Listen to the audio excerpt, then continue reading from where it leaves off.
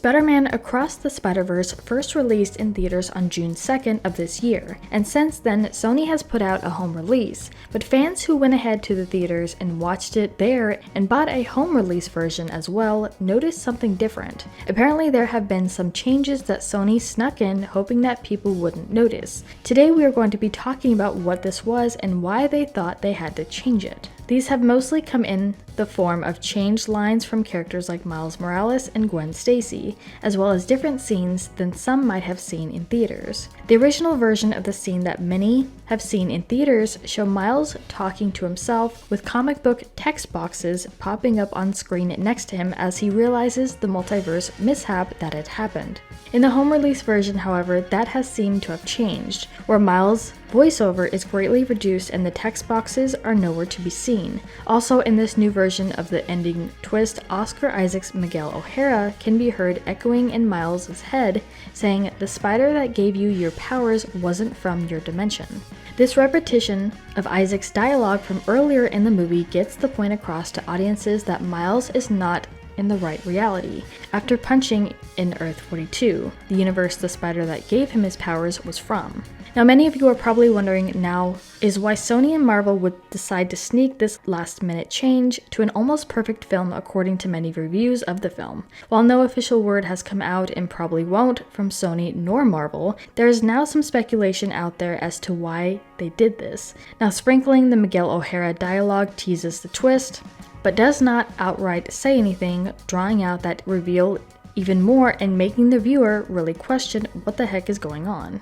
The most rational explanation as to the changes of the scene likely has to do with the pulling back of the twist itself. At the same time, at the time of the film's release, there were so many things that the creators had to do last minute, and changing this scene possibly didn't make it into the final release, but they decided to change it into what it was meant to for the home release. There was also a change in one of Gwen Stacy's lines in the film as well. Instead of hearing her say, "Miles, no, no, no," as Miles was trapped under the rubble, all we hear now is an echo in the home release version. We can also look at what we can look forward to when it comes to Beyond the Spider-Verse. What was something that you didn't get to do in the first movie that you got to do this time around that was the most exciting? Nobody has asked us that yet. I mean... Are you being sarcastic? No, I swear to heaven.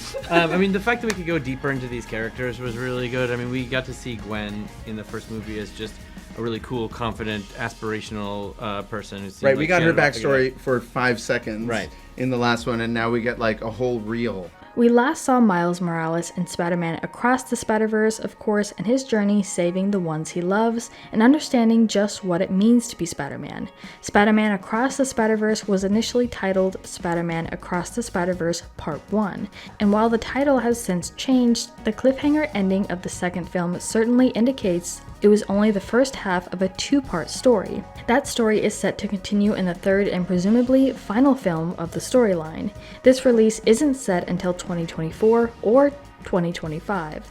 As a result of the ongoing strike, it's hard to put an official date on it right now, and there isn't one. We knew there's more to tell, and there's a lot to explore, but it wasn't until we were working on this film that we realized that this thing that became Across the Spider-Verse was the middle piece of a trilogy.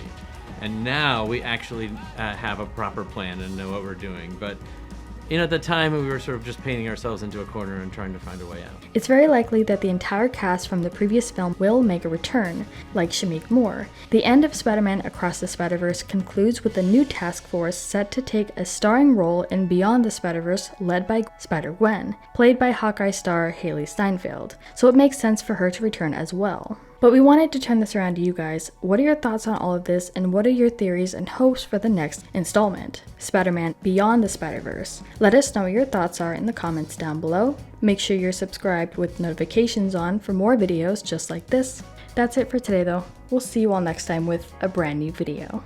Also for our artist whose whole job is to make everything look really fancy and expensive. It's like, can you make it look like you did it in your basement, really fast, out of pieces of garbage?